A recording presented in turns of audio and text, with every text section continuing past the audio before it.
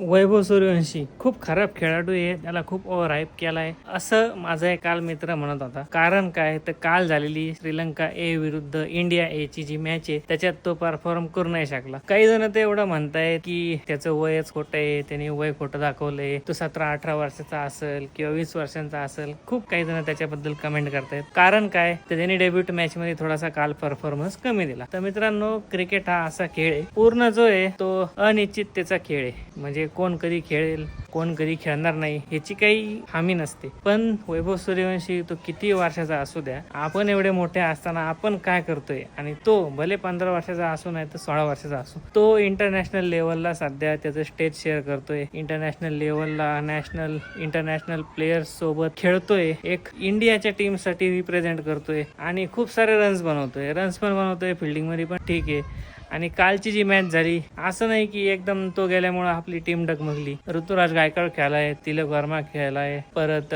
Bowling मध्ये सुद्धा सगळ्या बॉलर्सने जवळजवळ 2-2 विकेट काल घेतलेत. आणि कालचा जो सामना आहे तो खूप असा रोमांचक सामना झालेला आहे आणि एंडिंगला येऊन विकेट्समुळे आपण जिंकलेलो आहे. म्हणजे बॉलर्सच्या मेहरबानीमुळे चांगला तो थरारक जी मॅच होती कालची ती आपण जिंकलेलो आहे. पण जे कोणी वैभव सूर्यवंशीला ट्रोल करते, एकच सांगणे भाई, त्याला अजून खूप मॅचवर व्हायचंय. त्याला तो अजून खूप सारं खेळणार आहे आपल्या टीम साठी, म्हणजे रिप्रेझेंट करणार आहे अजून खूप साऱ्या मॅचेस. तर एका मॅच वरून त्याला जज करणं खूप अवघड आहे. पण तो जे काही खेळलाय अंडर 19 साठी रिसेंटली IPL मध्ये त्याने इतका सारा चांगला परफॉर्मन्स दिलाय, त्या हिशोबाने त्याला इंडिया टीम मध्ये घेणं एक भागच होतं. पण तरी बघूया आपण या सिरीजच्या पुढच्या मॅच मध्ये तो किती रन करू शकतो, आणि तुम्हाला काय वाटतं तो किती रन करेल किंवा करण्याची शक्यता आहे ते कमेंट मध्ये कळवा. भेटूया आपण पुढच्या मिनी व्लॉग मध्ये किंवा पुढच्या आपल्या या छोट्याशा व्हिडिओ सिरीज मध्ये. तोपर्यंत बाय.